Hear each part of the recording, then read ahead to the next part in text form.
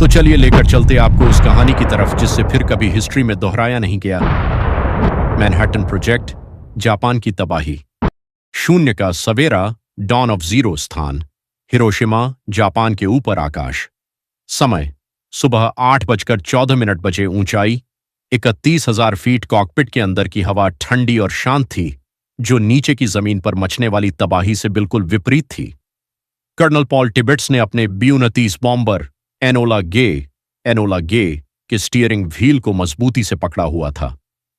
4 विशाल इंजनों की गूंज ही एकमात्र आवाज थी। टिबेट्स ने पीछे मुड़कर नहीं देखा। उनका ध्यान सीधे आगे बादलों के बीच से झांकते हुए हिरोशिमा शहर पर था, जो सुबह की धूप में शांत और निर्दोष लग रहा था।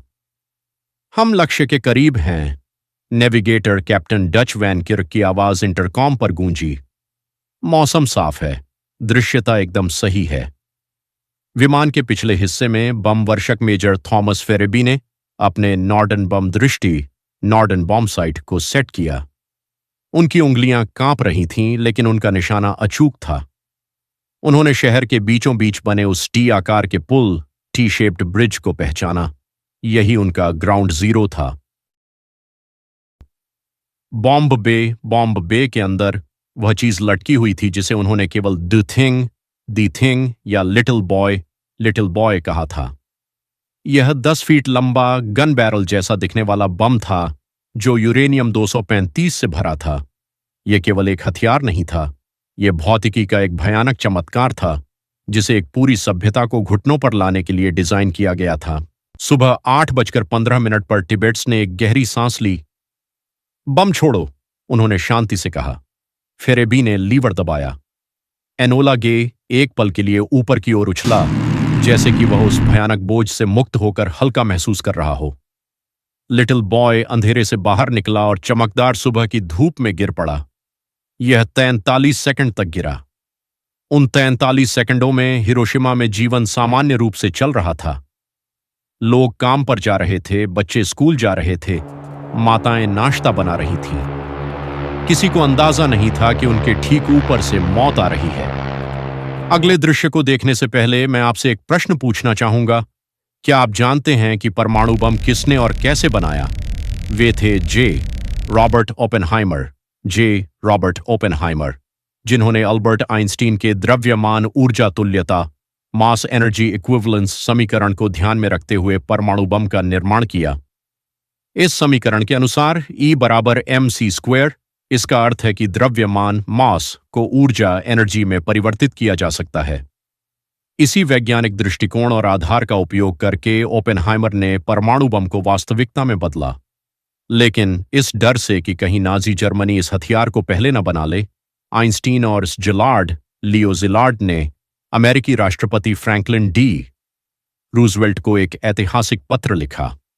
इसी पत्र के परिणाम स्वरूप मैनहट्टन प्रोजेक्ट की शुरुआत हुई, जिसने दुनिया का पहला परमाणु हथियार तैयार किया।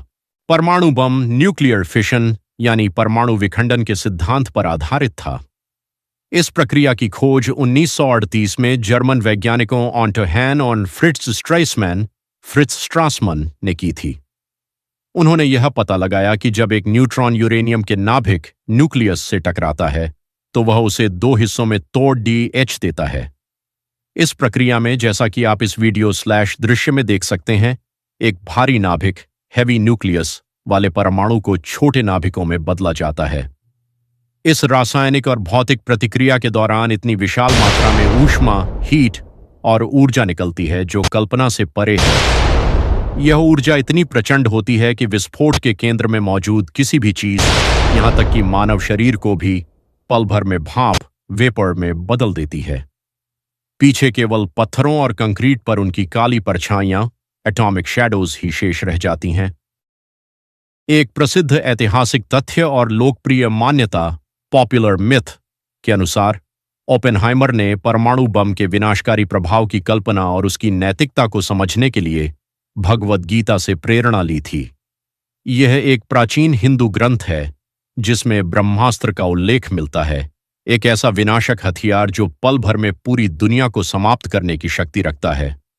ओपेनहाइमर गीता से इतने प्रभावित थे कि 1930 के दशक में उन्होंने विशेष रूप से संस्कृत भाषा सीखी ताकि वे भगवद गीता को उसके मूल रूप में पीआरएच सकें और उसके गहरे अर्थों को विस्तार से समझ सकें। जिस तरह अर्जुन युद्ध के मैदान में अपने प्रियजनों को सामने देखकर दुविधा में थे, ओपेनहाइमर भी एक ऐसा हथियार बनाने की दुविधा में थे जो लाखों लोगों की जान ले सकता था। उन्होंने कृष्ण के उपदेशों में अपने धर्म कर्तव्य को खोजने की कोशिश की। ट्रिनिटी टेस्ट, पहले परमाणु परीक्षण की सफलता के बाद उन्होंने गीता के 11वें अध्याय के 32वें श्लोक को याद करते हुए कहा था, अब मैं मृत्यु बन गया हूं, लोकों का विनाश करने वाला। कालोस्मी लोकाक्षया कार्ठी प्रवृद्धो, I become a death destroyer of world's.